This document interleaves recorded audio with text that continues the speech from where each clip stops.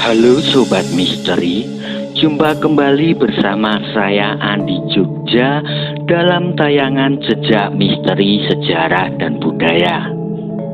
Pada tayangan Jejak Misteri Sejarah dan Budaya kali ini, saya ingin mengajak Sobat Misteri untuk membahas jejak misteri sejarah dan budaya tentang Tumenggung Wiroguna.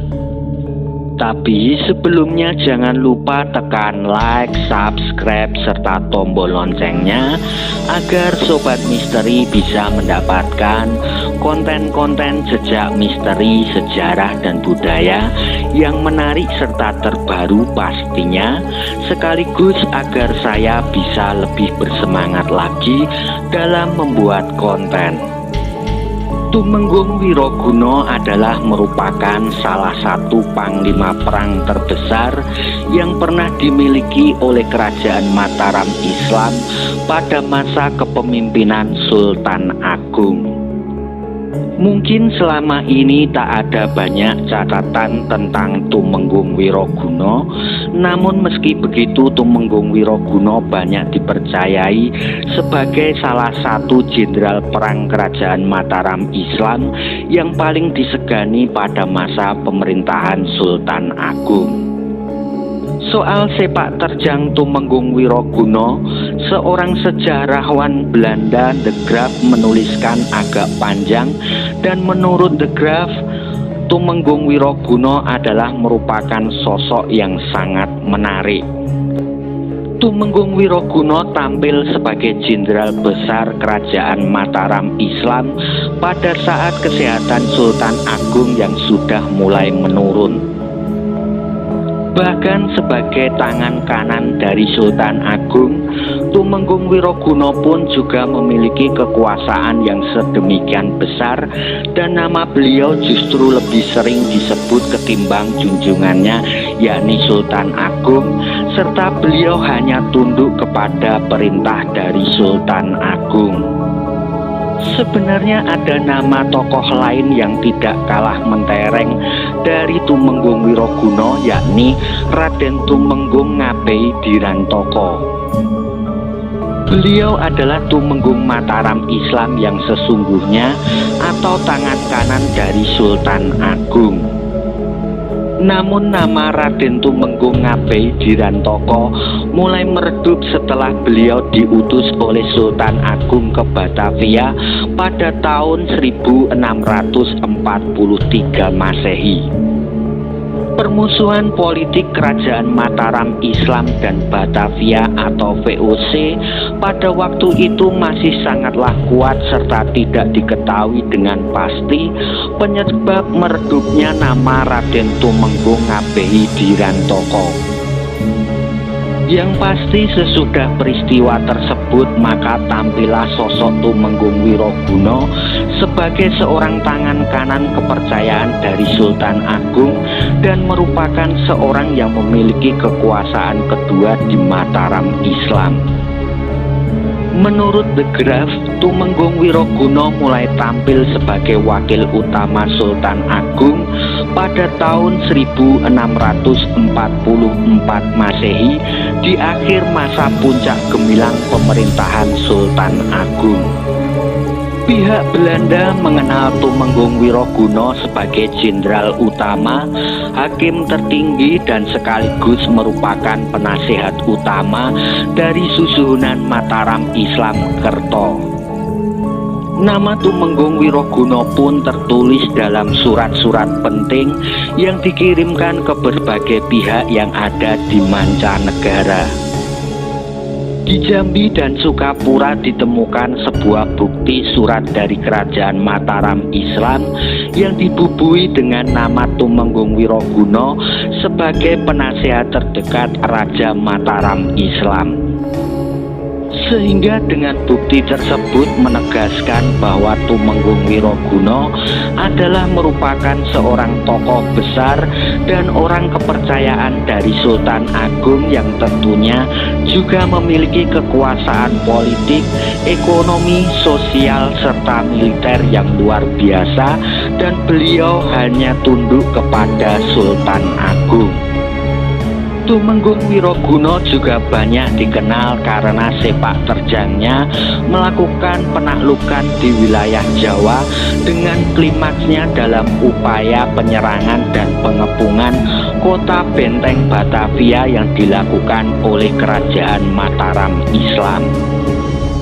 Namun jika dirunut dari sejak ekspedisi penaklukan Madura babak pertama yang dipimpin oleh Adipati Sujanapura yang akhirnya membuat Adi Sujanapura meninggal dalam pertempuran, dan kemudian Panembahan Jurukiting yang sudah sepuh oleh Sultan Agung dikirim untuk menggantikan Adipati Sujanapura dalam upaya menaklukkan Madura. Dalam misi babak kedua inilah Panembahan Jurukiting didampingi oleh seorang yang tidak disebutkan namanya, namun telah memberi sumbangan besar atas keberhasilan ekspedisi penaklukan Madura. Dan orang tersebutlah yang diduga kuat merupakan Tumenggung Wiroguna yang keberhasilannya telah memikat Sultan Agung serta mengantarkannya pada kedudukan yang lebih tinggi. Sepinya catatan sejarah tentang Tumenggung Wiroguna dari sumber Jawa menunjukkan bahwa beliau bukanlah seorang yang gampang diterima oleh lingkungan Kerajaan Mataram Islam yang penuh dengan pergolakan internal. Namun sebaliknya, Tumenggung Wiroguna justru menjadi seorang yang paling dipercayai oleh Sultan Agung pada masa-masa akhir pemerintahan dan kehidupannya. Sebagai tangan kanan dari Sultan Agung yang memiliki kekuasaan yang sangat besar, Tumenggung Wiroguna juga memiliki segala sumber daya untuk memonitoring apa saja yang terjadi di wilayah Mataram Islam, termasuk intrik pejabat dan pola tingkah dari keluarga serta anak keturunan dari Sultan Agung. Dan Tumenggung Wiroguna pula lah yang intens memantau perilaku putra mahkota yakni Pangeran Arya Mataram yang kelak marak sebagai Amangkurat I sepeninggal dari Sultan Agung. Beliau pun juga mengetahui dan memahami secara utuh tentang drama yang melibatkan putra mahkota serta intrik adiknya yakni Pangeran Alit yang ingin berebut posisi. Putra mahkota Sultan Agung yang masih berusia 18 tahun pun ternyata telah melakukan penculikan dan meruda paksa istri tercantik dari Tumenggung Wiroguna. Kemudian kejadian tersebut pun dilaporkan oleh kubu Pangeran Alit kepada ayahanda mereka yakni Sultan Agung. Harapan Pangeran Alit agar gelar status putra mahkota akan dicabut dari kakaknya dan jatuh kepada dirinya, namun ternyata Sultan Agung tidak mengubah keputusannya. Menurut versi lain ada yang menyebutkan bahwa Tumenggung Wiroguna lah yang mengadukan perilaku sang putra mahkota kepada Sultan Agung. Pengaduan tersebut membuat Sultan Agung murka dan mengurung diri selama berminggu-minggu, serta inilah yang menjadi bibit kebencian pada diri putra mahkota terhadap Tumenggung Wiroguna. Sesudah masalah ini ditangani oleh Sultan Agung, kemudian Tumenggung Wiroguna pun mengeksekusi istri cantiknya yang telah dicemari oleh sang putra mahkota lalu dikembalikan pada Tumenggung Wiroguna. 20 abdi dalam putra mahkota yang turut membantu dalam penculikan dan pemerkosaan istri Tumenggung Wiroguna pun ikut dihukum mati juga.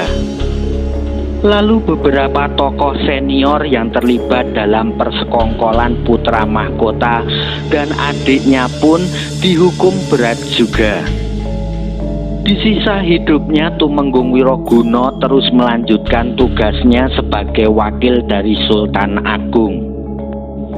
Pada masa pemerintahan Amangkurat I, yakni pada tahun 1647 Masehi, Tumenggung Wiroguna pun diperintahkan oleh Amangkurat I untuk menaklukkan kerajaan Blambangan yang merupakan salah satu kerajaan Hindu di ujung timur Pulau Jawa yang menolak untuk tunduk kepada Mataram Islam.